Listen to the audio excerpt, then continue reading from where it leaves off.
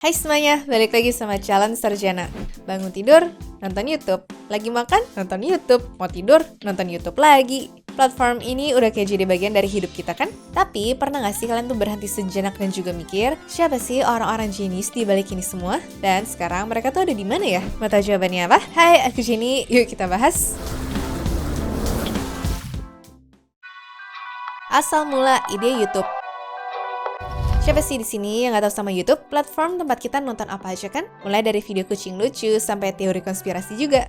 Tapi kalian pada tahu nggak sih kalau ide lahirnya YouTube itu gara-gara hal yang super receh dan sedikit 17++ loh? Kenalin, inilah Jawad Karim. Jadi satu hari tuh dia kesel setengah mati. Tahu nggak kenapa? Karena dia mau nyari video skandal Nipplegate-nya Janet Jackson di Super Bowl, tapi nggak nemu-nemu. Dijamin itu belum ada satu platform pun untuk berbagi video ya. Makanya susah banget juga untuk mencari video amatir soal tragedi tsunami Aceh pada tahun 2004. Nah, tapi dari kekesalan itulah lahir ide yang jenius. Gimana kalau ada satu website di mana semua orang bisa upload dan juga nonton video apapun di dunia ini? Dan waktu lagi magang di PayPal, ketemulah dia sama dua orang yang bakal menjadi partnernya. Yang pertama adalah Chad Hurley, si anak seni yang mendesain logo aslinya PayPal ya teman-teman. Yang kedua adalah Steve Chen, si jenius teknis yang sempat kerja di Facebook sebelum akhirnya resign untuk fokus membangun YouTube. Bahkan nih, semua dana awalnya tuh dari dia loh. Jadi dibiayain dulu ya dari beberapa kartu kredit miliknya sebelum akhirnya berhasil dapat pendanaan dari investor perusahaan. Mereka emang udah sering ngumpul bareng sejak kerja di PayPal pada tahun 1999. Jadi nggak susah buat ketiganya sama-sama mikirin ide hebat dan saling bantu, hingga akhirnya kebentuk nih ya platform bernama YouTube yang didaftarin waktu hari Valentine pada tahun 2005 lalu. Cuma emang yang berjuang di sini dan ngegodok supaya aplikasinya jalan tuh hanya Steve dan Chad ya teman-teman. Karim itu jatuhnya jadi penasehat eksternal karena kontribusinya lumayan minim. Tapi nanti kita jelasin alasannya ya kenapa dia kayak begitu. Yang jelas jasanya untuk bawa YouTube sukses tuh tetap ada kok. Salah satunya ketika situs beta YouTube sendiri yang akhirnya diluncurin pada bulan Mei tahun 2005. Awalnya YouTube tuh sepi banget, internet di zaman itu masih mahal. Dan saking sepinya, YouTube bahkan sempat membayar orang yang menonton video di platform mereka loh. Gila kan? Terus, seperti yang kita tahu, video pertama banget yang diupload ke YouTube kan judulnya Me at the Zoo tuh ya. Lihat dong siapa nama akunnya ini. Iya, jadi yang coba pertama kali adalah pendirinya sendiri dan diupload pada 23 April tahun 2005 sebelum platformnya itu benar-benar dibuka. Ya, tentunya masih banyak kekurangan yang perlu diperbaikin lah ya. Tapi untungnya lama-kelamaan orang-orang tuh mulai tertarik sama kemampuan YouTube ini. Dan gak butuh waktu lama ya teman-teman, dari situ pelan-pelan YouTube meledak. Hanya dalam 6 bulan aja, platform ini sudah punya jutaan penayangan setiap harinya. Salah satu video yang bikin YouTube viral di kalangan anak 2000-an, tau nggak apa? Iya, iklan legendaris Ronaldinho yang pamer skill dan juga dapat sepatu emas ini ya.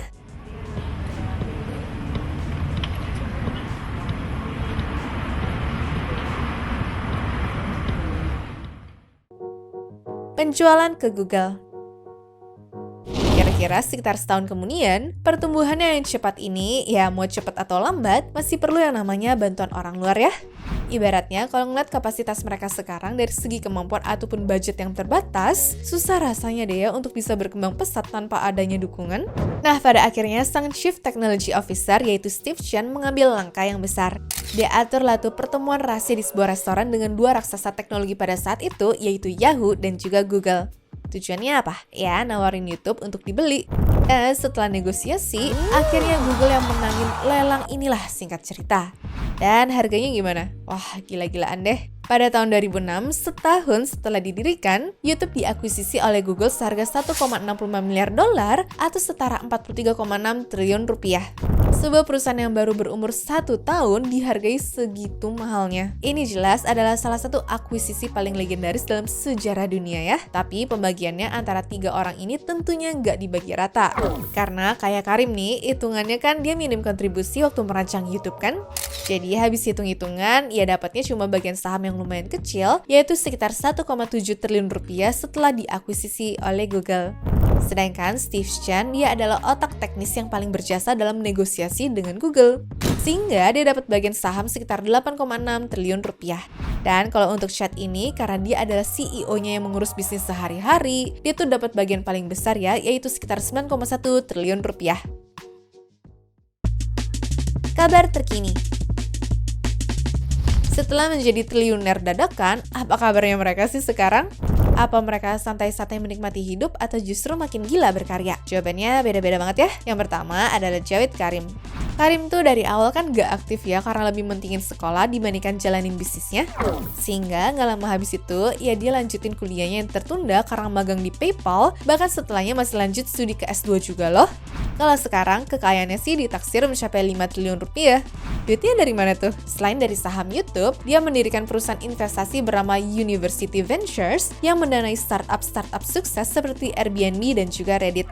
Nah, fakta uniknya nih, dia ini super duper menjaga privasinya loh. Satu-satunya akun media sosial yang dia punya sampai hari ini, ya cuma akun YouTube-nya yang legendaris itu. Tapi gitu-gitu dia tetap peduli loh. Soalnya waktu YouTube menghilangkan tombol dislike, dia sempat muncul lagi untuk protes. Ya, masing-masing punya pilihannya sendiri lah ya. Karena beda nih sama si Steve yang masih suka upload di Instagram, walaupun akun YouTube-nya juga sama-sama nggak aktif juga sih. Nah, Steve ini tuh tipe yang nggak bisa diam. Habis selesai dengan YouTube, dia sempat reuni dengan chat dan juga membangun Evo Systems. Ini tuh sebuah sistem perangkat lunak bagi para startup yang butuh dukungan untuk dikelola, dan siapa tahu nih, nantinya bisa tumbuh serta berhasil kayak yang udah mereka lakuin dulu. Tapi sayangnya, keduanya tuh pisah di tengah jalan sebelum program ini benar-benar berjalan, sehingga dia tuh mulai mencari kendaraan lain supaya bisa menghasilkan duit tambahan, dan ketemulah Google Ventures yang bikin dia jadi investor untuk perusahaan-perusahaan startup juga ya teman-teman. Cuma selain naruh uang aja, dia mulai bikin lagi dengan project baru yang berjalan waktu tahun 2016 kemarin, yaitu bikin platform live streaming makanan yang namanya adalah nom.com. Tapi masalah awal di YouTube yang gak banyak dilirik orang sebelum akhirnya berhasil, sayangnya terulang kembali di sini dan dia tuh gak menemukan jalan keluarnya. Ya, akhirnya harus tutup deh setelah bertahan cuma dalam jangka waktu setahun aja. Nah, per tahun 2019 kemarin nih, akhirnya dia mutusin untuk pindah ke Taiwan bareng istri dan juga kedua anaknya. Alasannya juga agak aneh sih sebenarnya. Jadi awalnya rumahnya yang ada di Silicon Valley tuh lagi dibenerin. Dan tahu nggak dia mikir apa? Daripada nyewa rumah di sebelahnya, mending pulang ke Taiwan. Emang rada-rada ya. Tapi di sana dia juga nggak berhenti berkarya dan malah bikin startup lagi loh. Sampai akhirnya kebuka peluang baru dengan ciri khas yang dimiliki di Taiwan dan dibawa ke dunia internasional oleh orang hebat satu ini. Sedangkan Chat tuh justru masih aktif ya upload konten di channelnya. Walaupun jenis kontennya tuh beragam, mulai dari AI, vlog-vlog simple, ataupun video short yang ada kaitannya sama alam. Rasanya gara-gara dia lagi fokus untuk mengembangkan perusahaan berbasis AI juga nih ya kalau aku lihat-lihat. Karena sebelum pisah sama Steve kan emang pada dasarnya nih orang udah kepengen bikin project yang masih berhubungan sama video kan. Cuma awalnya Steve yang gak mau sih sebenarnya. Makanya mereka pisah dan dia tuh bikin Mixbit yang ngincer pasar perangkat elektronik kecil seperti handphone ya teman-teman. Tapi tetep ya, gak ada yang ngalahin kehebatannya YouTube karena mereka juga udah bisa di-download ke handphone pintar zaman sekarang kan. Selain itu, Chat juga aktif investasi di beberapa tim olahraga aja sih. Contohnya nih, seperti klub sepak bola LAFC di MLS dan juga Leeds United di Premier League. Sedangkan di tim basket dia invest di Golden State Warriors loh teman-teman. Keren kan? Jadi gimana nih menurut kalian? Kira-kira di antara ketiganya lebih sukses yang mana sih? Tapi siapapun itu yang jelas mereka udah jadi triliuner berkat ide simpelnya yang menjadi kenyataan ya. Dan ya segitu dulu ya guys untuk video kali ini. Sampai jumpa di video-video selanjutnya. Bye! Anyways, cukup sampai di sini ya guys video hari ini. Sampai jumpa di video selanjutnya. Dah.